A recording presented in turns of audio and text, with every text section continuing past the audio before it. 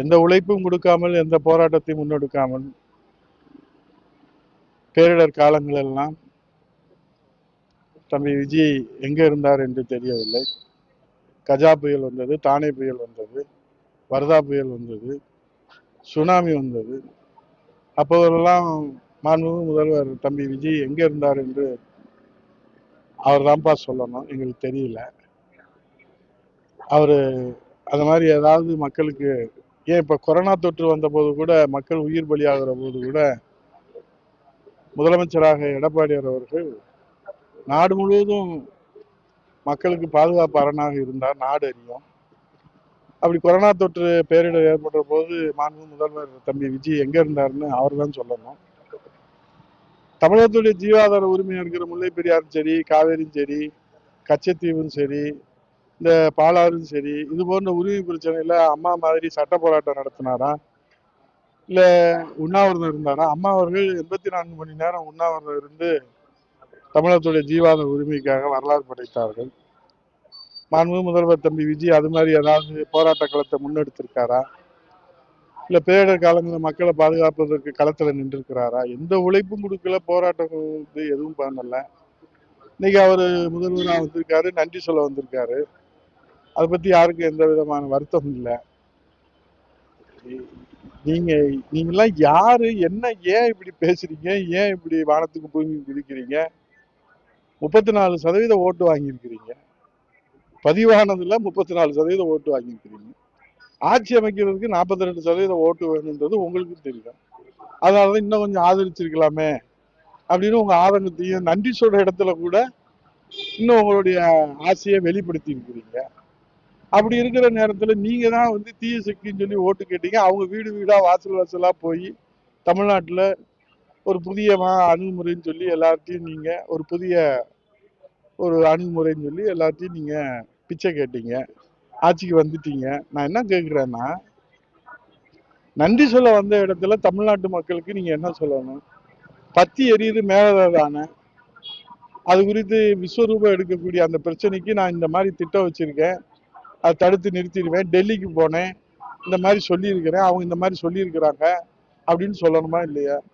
பயிர்க்கடன் தள்ளுபடின்னு நீங்க தான் சொன்னீங்க, 50,000த்துல 100% அப்படின்னு ஒரு புதிய அணுகுமுறையை நீங்க சொல்றீங்க. கேட்டா ரிசர்வ் பேங்க் ஆஃப் இந்தியாவுடைய நபார்டு வங்கியினுடைய விதிமுறைன்றீங்க. அப்பனா ஏன் உங்களுக்கு ஏன்ப்பா தெரியலையா? உங்களுக்கு நீங்க அறிவிக்கிற போது உங்களுக்கு அந்த பட்டறிவு உங்களுக்கு கிடையாதா? சரி, அது இன்னைக்கு நாடு முழுவதும் விவசாயிகள் போராட்டம் பண்றாங்க. சட்டம் ஒழுங்கு என்ன நிலைமையில இருக்குது, பெண்கள் பாதுகாப்பு எந்த அளவுல இருக்குது, மின்வெட்டு எப்படி பற்றாக்குறையா இருக்குது, இதெல்லாம் நீங்க தண்ணீர் பற்றாக்குறை எப்படி இருக்குது, இதெல்லாம் என்ன நீங்க ஆய்வு. நாங்க என்ன சொல்றோம், 25 நாள்ல நீங்க மந்திரத்துல மாங்காய் பறிக்க முடியாது. ஆனா இந்த பிரச்சனை எல்லாம் வரும்போது நீங்க எங்க போனீங்க? மாங்காய் பறிக்க போனீங்களா? அதுதானே தமிழ்நாட்டு மக்கள் நீங்க வாங்க சொல்லுங்க. அதை விட்டுட்டு அதிமுக தூர்ந்து போன சக்தி, தீர்ந்து போன சக்தி, மக்கள் உங்களை அங்கீகரிச்சுட்டாங்க. இன்னும் நடிகராகவே நீங்க வந்து தேர்தல் களத்துல நிக்கிற மாதிரியே நின்று நடிச்சுக்கிட்டு இருந்தீங்கன்னா மக்கள் எப்படி ஏத்துக்கிற? மக்கள் எல்லாம் உன்னிப்பா காணும். இன்னும் போய் நீங்க வந்து பழி சுமத்துற வேலையவே பார்த்துக்கிட்டே இருந்தா முதலமைச்சர் வேலையை யார் பார்க்கறது? முதலமைச்சர் வேலையை யார் பார்க்கறது? நேற்று ஒரு உயிர் பலி போயிருக்குது. நீங்க ஏன் அதிமுக வேலை பேசுறீங்க? உங்களுக்கு உங்க கட்சி மேல நம்பிக்கை இல்லையா? உங்க தொண்டர் மீது நம்பிக்கை இல்லையா? உங்க கட்சியினுடைய கட்டமைப்பு மீது நம்பிக்கை இல்லைன்னு சொல்லுங்க. எங்களுக்கு இரவலா வந்து அதிமுக தொண்டர்களை கொடுங்க. அனுபவம் வாய்ந்த, மக்கள் பணியில செல்வாக்கு உள்ள, மக்கள் பணியில நம்பிக்கை பெற்றிருக்கிற அதிமுக தொண்டர்களை ஏன் நீங்க வேலை பேசி வாங்குறீங்க? எதுக்கு இந்த இனி செயல், ஈனச் செயல்? இதெல்லாம் ஆகாதுப்பா தம்பி. வானத்துக்கு பூமி குளிக்காதீங்க. இதெல்லாம் நாட்டுல நல்லது இல்லை. பார்க்க முடியலப்பா, நெஞ்சு வலிக்குது. இதெல்லாம் வந்து தேவையில்லாத வேலை. ஒரு உயிர் பலி போயிருக்குது. அண்ணா திராவிட முன்னேற்ற கழக தொண்டர்களை இனி சீண்டாதீங்க. அவங்க கொதிச்சு எழுந்தாங்கன்னு இன்னும் அவமானப்படுத்துங்க. எங்களை அவமானப்படுத்துங்க, கேவலப்படுத்துங்க, உதாசீனப்படுத்துங்க, எங்களை வந்து நாளாந்தரமா நடத்துங்க. அப்பத்தானே அதிமுக சிங்க கூட்டம் சிலித்தலும். இதெல்லாம் எங்க நேரம் தானே. புரட்சி தலைவர் எம்ஜிஆர் உருவாக்கின கட்சி, அம்மா வளர்த்த கட்சி.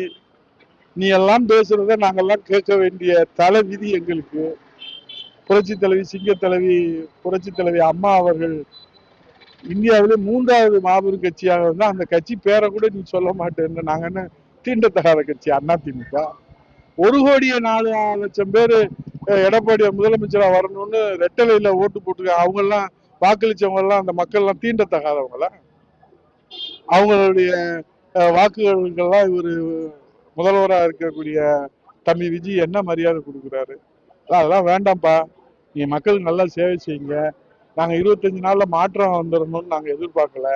ஆனா வாய் நீங்க ரொம்ப பேசுறீங்க. உங்க கட்சிக்காரங்களும் ரொம்ப பேசுறாங்க. எங்களால தாங்க முடியல. ஏன்னா அதுக்குதான் ஒரு உயிர் பலி போயிருக்குது. இந்த மனவேதனை, அதிமுகவுடைய மனவேதனை, மனக்குமுறல் எரிமலையா எரிந்து கொண்டு இருக்கிறது. அது வெடிச்சு சிதறிடாம நல்லா மக்கள் சேவை செய்யுங்க, மக்கள் நம்பிக்கை பெறுங்க. யார் வேணாலும் வெற்றி பெறலாம். ஜனநாயகத்துல யார் வேணாலும் வெற்றி பெறலாம். நாங்க தான் மக்கள் தீர்ப்பே மகேசன் தீர்ப்புன்னு தலைவனை இங்க ஏற்றுக்கிறோம். அதனால மக்களுக்கு சேவை செய்யற வழியை பாருங்க. அதை விட்டுட்டு இந்த மாதிரி வானத்துக்கு பூமிக்கு குளிச்சவங்க எல்லாம் தமிழ்நாட்டு அரசியல காணாம போயிருக்காங்கன்றத தம்பி விஜய்க்கு சொல்லிட்டு, தம்பி மகேந்திராவுடைய உயிர் தியாகம் அவருக்கு வீர வணக்கத்தை செலுத்துகிறோம். நன்றி, வணக்கம்.